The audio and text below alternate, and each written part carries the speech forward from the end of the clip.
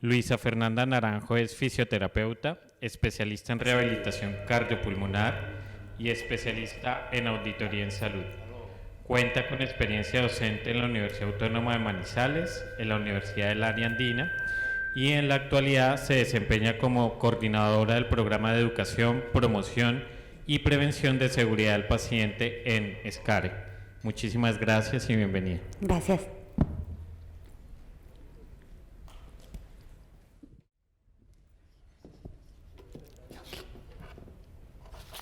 Bueno, buenas tardes a todos. Muchas gracias por estar aquí. Antes de empezar, a mí me gusta contar un poquito la historia que me imagino que se preguntarán por qué la Sociedad Colombiana de Anestesiología y Reanimación con programas de seguridad del paciente.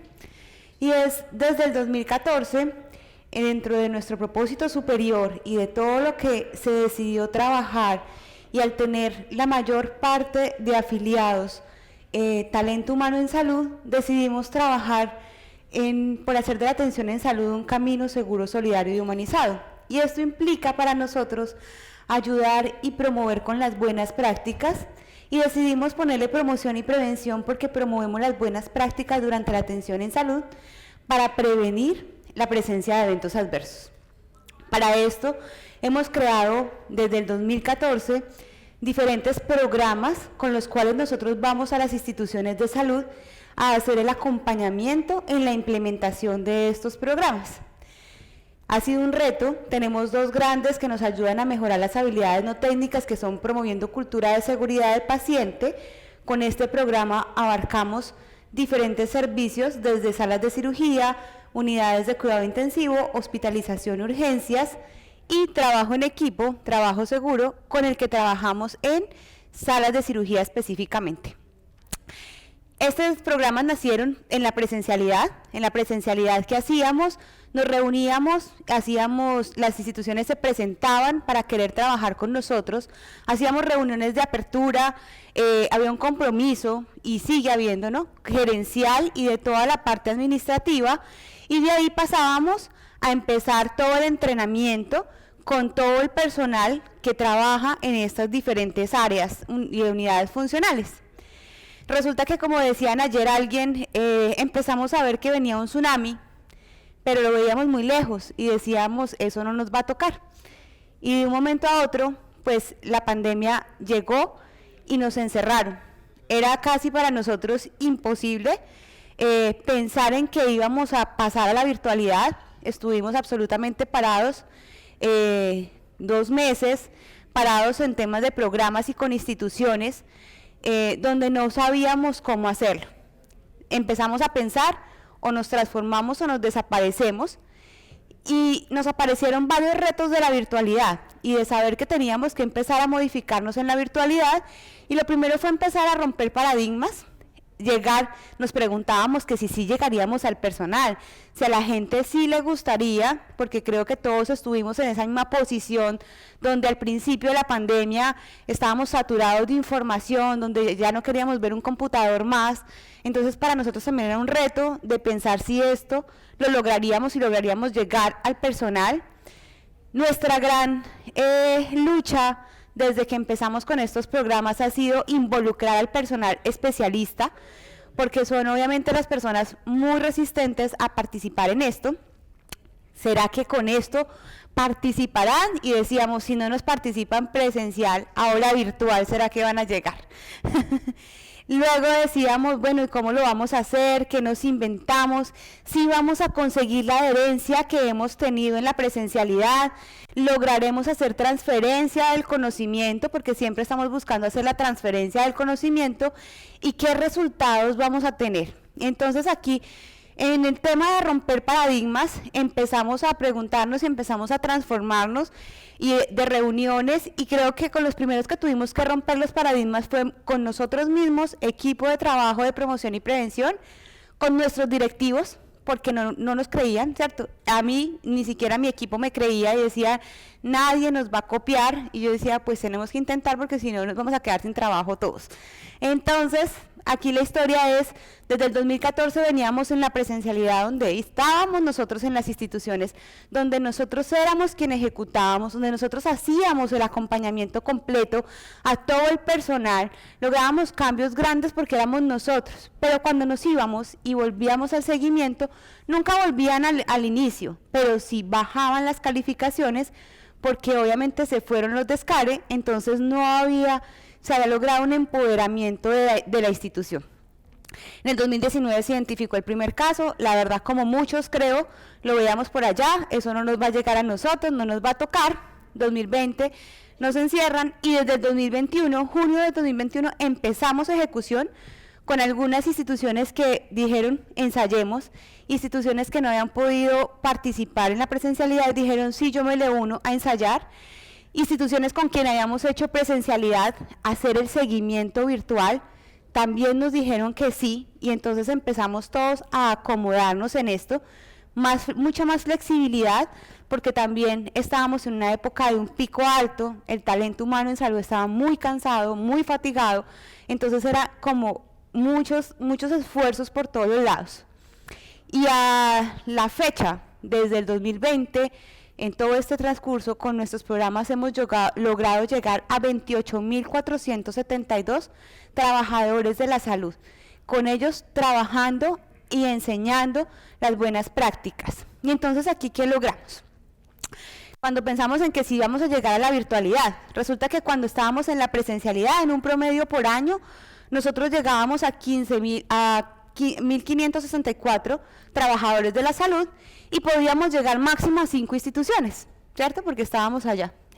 Hoy, hasta hoy, desde que empezamos la virtualidad, la asistencia por año en talento humano en salud ha sido de 12.056 trabajadores de la salud y hemos llegado en promedio por año a 10 instituciones. Entonces, ha sido algo que nos ha permitido movernos por las diferentes zonas. En la mañana estamos con la costa, en la tarde estamos con el valle, al mediodía hacemos una reunión con Cundinamarca y nos ha permitido estar en las diferentes ciudades e instituciones, por lo cual aquí vamos empezando a ver que al menos el impacto y lo que vamos tocando en instituciones de salud, pues ha sido muy favorable.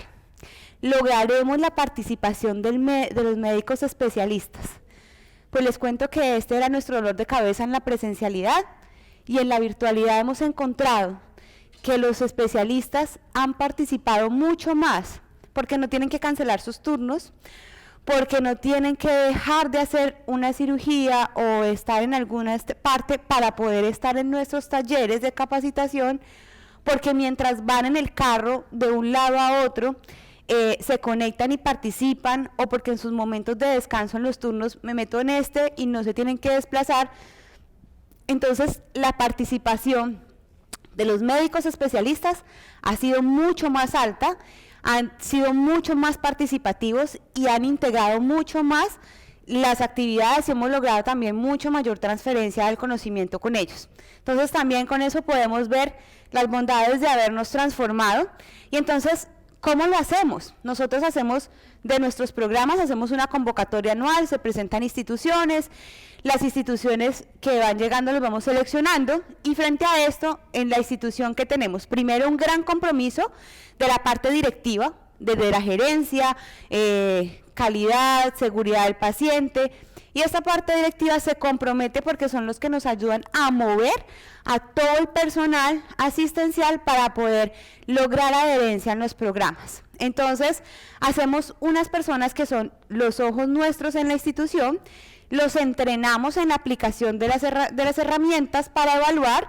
Aquí estamos utilizando el Team Performance Observational Tools para medir habilidades no técnicas. En el Team Performance, que es basado en un programa de TINEPS Test de la HRQ, con eso nosotros los entrenamos en esta aplicación, hacemos entrenamientos de simulación, de baja fidelidad, hacemos videos, hacemos calificaciones, todo un entrenamiento para el personal. Después, ¿qué hacemos?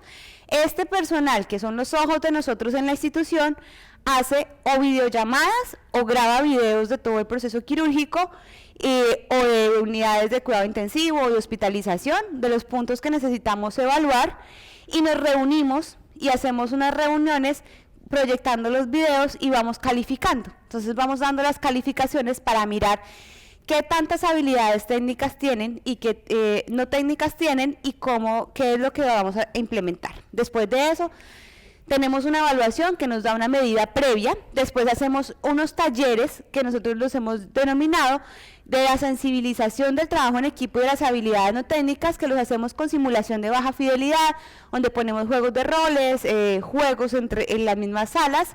Participamos, la idea es que participen todo el personal que está involucrado en las unidades que estamos trabajando. Después de esos talleres, vamos y hacemos, en la presencialidad lo llamábamos entrenamiento in situ, no le hemos cambiado el nombre, pero realmente entrenamiento in situ es ir al hacer, de verdad, y a mirar que estemos haciendo lo que aprendimos. Entonces, ¿qué hacemos? Por medio de videollamadas, hacemos el entrenamiento, hacemos los briefing, hacemos los debriefing, hacemos las pausas de seguridad, empezamos a empoderar desde el teléfono y la videollamada, quién va a liderar la pausa, cómo lo vamos a hacer, y eso también nos ha permitido una muy buena adherencia. Y al finalizar el entrenamiento, volvemos y evaluamos de la misma forma inicial para mirar qué tanto mejoramos o no mejoramos o si nos quedamos igual. Y después de esto, ¿qué hacemos? Aquí nosotros hacemos unos entrenamientos con la institución queda con nosotros obviamente conectada, hacemos acompañamientos y en un año volvemos y hacemos la evaluación mediante la aplicación otra vez de la herramienta y hacemos un poquito de refuerzo de entrenamiento in situ con las personas. Esto son realmente los resultados. Cuando nosotros preguntamos que si lograríamos adherir al personal en entrenamiento in situ, pues aquí ven fotos son las asesoras haciendo entrenamiento in situ con las personas, los líderes entrenados se desarrollan y son ellos los que están yendo a las mismas instituciones, a los mismos servicios, a recordar el briefing, el debriefing, las pausas, la comunicación, la entrega del paciente. Entonces ha hecho que como estamos acá con Escare, entonces todos al ver esta Escare, listo, todos se unen, se vuelven alegres y se unen a este llamado. Y al ser las propias de la institución, como es la cara de la institución, no se han perdido esos resultados y ese entrenamiento porque los están viendo constantemente. Y aquí lograremos generar transferencia del conocimiento, que era también nuestros grandes miedos. Y obviamente, ¿esto cómo lo hemos logrado? Pues con las simulaciones, con los juegos de roles que hacemos en los talleres. Hemos buscado la adaptabilidad de todas las plataformas, involucramos diferentes plataformas para poder hacer que los talleres sean amenos y que nos permiten hacer bingos, votaciones y todo eso para lograr esa transferencia del conocimiento de lo que le estamos dando a todo el talento humano en salud, que obviamente no es fácil y es mucho más complejo en la virtualidad porque no los tenemos aquí sentados, entonces no estamos viendo quién nos está poniendo cuidado, quién no, pero al hacer estos juegos ha sido también algo que nos ha permitido encontrar la forma de que ellos hacer la transferencia del conocimiento. Y lo evidenciamos cuando hacemos el entrenamiento in situ y ellos se acuerdan y preguntan, pero entonces ¿cómo lo hago? ¿O cómo lo digo? ¿Cómo es que me comunico? Recuérdenme, y obviamente en el entrenamiento in situ tenemos una mayor recordación de todas las técnicas para mejorar pues estas habilidades no técnicas. Entonces aquí cuando miramos en resultados de la virtualidad, en este lapso solamente de 2020 a 2021 hemos llegado a 5.401 trabajadores de la salud, a 14 IPS, pues hasta que se hizo esta medición, ya estamos finalizando el 2022. En el 2022 llevamos ya 9 IPS trabajadas, impactadas, donde ¿qué evaluamos? Con el Team Performance Observational Tools, la estructura del equipo, la comunicación, el liderazgo, el monitoreo de la situación y el apoyo mutuo. ¿Qué hacemos nosotros frente a esto? Hacemos la evaluación. Esta escala tiene una medición de 1 a 6, donde 1 es que no tienen nada de habilidades no técnicas, donde ese comportamiento de ese trabajador de la salud pone en riesgo la seguridad del paciente, 6, que tiene excelentes habilidades no técnicas y que obviamente propende por la seguridad del paciente, y 3 es una calificación neutra, donde ni mejora ni empeora la seguridad del paciente con sus habilidades no técnicas. Entonces aquí aquí está otra vez como el círculo de lo que hacemos nosotros, el entrenamiento de los responsables, la medición, la aplicación de las listas de chequeo también lo miramos, las paradas de seguridad, el entrenamiento in situ, la medición del rendimiento de los equipos y obviamente un año después hacemos todo nuestro seguimiento para mirar qué tanto mejoramos. Y aquí vienen nuestros resultados. Entonces, de esas 14 instituciones evaluadas del 2020 y 2021, ¿qué tenemos? Que en promedio, en la evaluación previa, antes del programa, tuvimos unas calificaciones en promedio de 3.3, o sea, unas habilidades no técnicas, neutras, ni me aportan a la seguridad del paciente, ni me empeoran la seguridad del paciente. Vemos que después de recibir el entrenamiento, tanto de conocimiento declarativo y procedimental en los talleres y el entrenamiento in situ, al hacer la medición final, vemos que estamos subiendo a una calificación de 4.1, o sea que ya estamos teniendo habilidades no técnicas que propenden por la seguridad del paciente. Y para nosotros lo más llamativo es, un año después que hacemos el seguimiento, estamos encontrando que el promedio en la institución es de 4.4 de calificación. La tendencia en estas evaluaciones ha sido a aumentar, la tendencia ha sido a que se mantengan los comportamientos y que aumenten. ¿A qué le debemos nosotros esto? Nosotros lo interpretamos al gran empoderamiento que están teniendo las instituciones, tanto frente al personal que está trabajando, porque obviamente ya no es un personal externo que va un ratico y se va, está 2 meses el personal de SCARE y se fue, entonces se fue SCARE, ya me relajo, sino que son ustedes mismos, institución, personal de las instituciones, quienes están empoderados y quienes son la cara frente al talento humano en salud, entonces los están empoderando.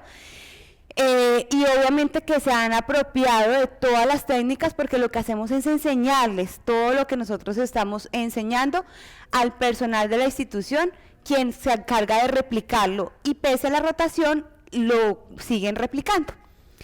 Aquí en este tenemos los resultados por servicios, donde vemos que en hospitalización tenemos una calificación previa también en promedio de 3.5, una calificación posterior de realizar el programa, también más o menos en un promedio de 4.2 y una postcalificación de seguimiento tirando a alcanzar el 5. O sea que han mejorado sustancialmente sus habilidades no técnicas. En salas de cirugía vemos una mejoría muy alta, sobre todo porque en salas de cirugía, ¿qué pasa? Empiezan a hacer una aplicación de las listas de chequeo y las pausas de seguridad mucho más ordenadas, con un líder, y esto se mantiene al ser ustedes, las instituciones mismos, quienes están empoderando al personal y capacitándolo. Y vemos una tendencia del seguimiento también casi a 5, o sea que mejoran mucho sus habilidades no técnicas. En cuidado intensivo, también una previa en promedio de 3.5 y posterior y en seguimiento 4 tirando a 5. Entonces aquí con esto vemos que hemos tenido unos excelentes resultados donde pasamos de tener el paradigma de que la presencialidad era lo que nos íbamos a morir y que no íbamos a poder llegar, y hemos encontrado que la virtualidad ha sido muy positiva. Y aquí con esto, pues mi gran conclusión es que nuestros comportamientos están viendo que la virtualidad se sostienen las mejoras en el tiempo, que tienden a mejorar, que después de un año evidenciamos que las habilidades no técnicas se están manteniendo y que se mantiene ese entrenamiento, por lo cual podemos ver que hemos logrado una transferencia del conocimiento sostenida. Claramente necesitaríamos unas evaluaciones más largas, más allá de un año, para poder comprobar y verificar que ese sostenimiento de verdad sea sostenido. Una recomendación grande, y es creo que una lucha en todas las instituciones de salud, es disminuir la rotación del personal, porque cuando disminuimos la rotación del personal, pues ese conocimiento que damos se va quedando más anclado, pero cuando tenemos tanta rotación del personal, pues se nos pierde ese conocimiento y esas capacitaciones que damos. Y ya obviamente nuestra experiencia frente a la virtualidad ha sido muy positiva, positiva en resultados, positiva en alcance, positiva en participación de toda la población objeto, por lo cual creemos que la virtualidad en grandes cosas llegó para quedarse. Este es el programa de nosotros, estos son nuestros resultados. No sé si tienen alguna pregunta. Muchas gracias. No sé. Muchas gracias. A ti. Dime. Doc, hay unos resultados que tú nos presentas. ¿Qué diría uno? Mira, en esto nos equivocamos, en esto la embarramos. Algo en lo que uno diría, un programa de educación virtual, después de lo que vimos con este, debería tener aquello o no hacer esto. ¿Cuál sería como la lección, una lección aprendida de algo que haya fallado? Tenemos varias, pues obviamente al principio cuando empezamos como en eso, empezamos con muchas plataformas por hacerles juegos, esto. ¿Qué encontramos? Hacer salir al personal de una plataforma para entrar a otra, los perdemos, ¿cierto? Entonces, por ejemplo, antes nosotros compramos de todo para poder volver las capacitaciones interactivas. Entonces teníamos Kahoot pago, teníamos Mentipago, teníamos no sé qué, pero eso implicaba que el personal se tuviera que salir, sobre todo porque muchos se conectan desde el celular y el celular no nos da la opción de abrir varias ventanas.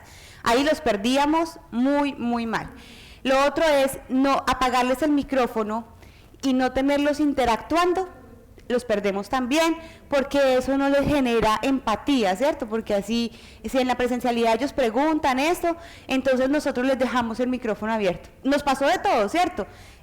Por allá una vez alguien abrió la cámara y estaba en bola, sí, en la cama, entonces obviamente es estar muy pendiente de esas cosas, pero ya creo que todos nos hemos ido adaptando a eso. Y asimismo la participación es más ordenada. Al principio fue muy duro el orden cuando les dejábamos los micrófonos abiertos, eso era un desorden terrible, todo el mundo quería hablar, pero creo que con la medida del tiempo nos hemos organizado, damos las pautas al inicio, esas pautas de vamos, levanten la mano y les decimos que sí, y entonces ellos activan su micrófono, o ya cuando ven así, activan el micrófono, pero espera, la gente ya espera. Creo que esas son como las grandes cosas. Lo otro también que tuvimos al principio en la virtualidad, nosotros creíamos que en el programa con videollamada todo el tiempo era más fácil, pero no es tan fácil, porque el celular se les descarga, se cansan, entonces ellos hacen ya unos videos específicos para poder hacer las evaluaciones, y algunos sí, entonces buscamos estrategias de ponerse una cosita de estos con los que son con plástico, entonces meten el celular ahí y lo ponen en videollamada para que las personas no estén viendo. Como esos son los ajustes que hemos tenido de esos. Con gusto. No sé si alguien más tiene otra pregunta. Por allá. Atrás.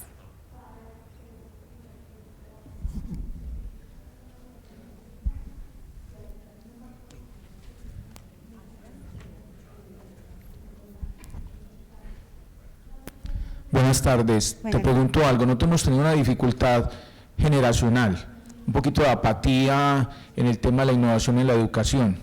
¿Lo identificaron? ¿Qué lograron hacer con eso? Pues la verdad creo que tuvimos algo muy a nuestro favor, pues también a nuestro favor, y que fue lo que nos obligó, que fue la pandemia, ¿cierto? Tuvimos a las personas que no tenían ni idea de manejar un computador, aprendiendo a manejar un computador y a conectarse a esta red. Entonces ha sido más fácil. Obviamente tenemos algunas personas que dicen que es más fácil en la presencialidad, pero realmente no hemos tenido muchas quejas frente a esto, ni siquiera en los adultos. De hecho, creo que los adultos fueron las personas que más se adaptaron, más rápido que inclusive los más jóvenes, porque encontraron como una forma de mitigar su riesgo a exposición.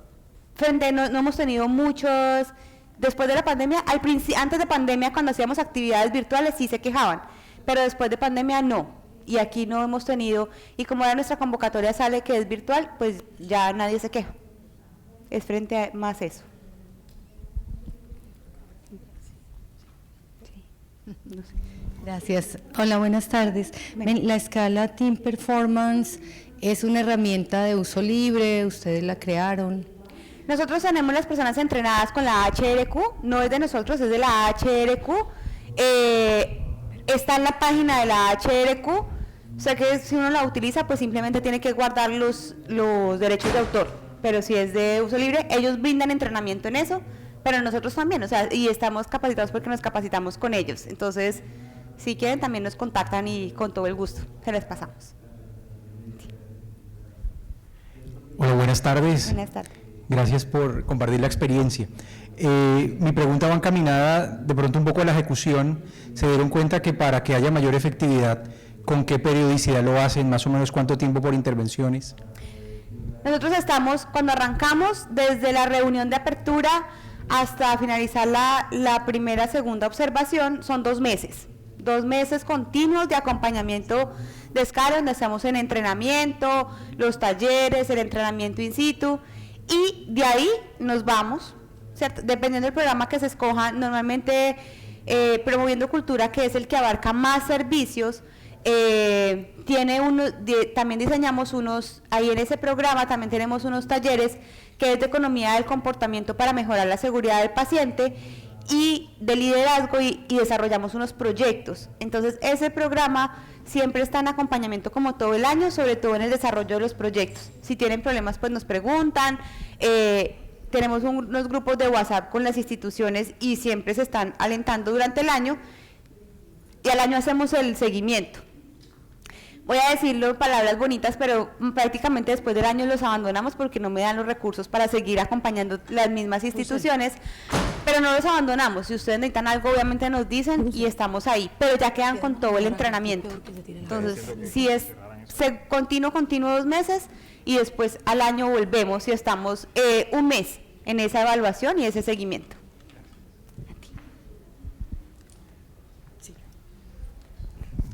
Gracias, buenas tardes.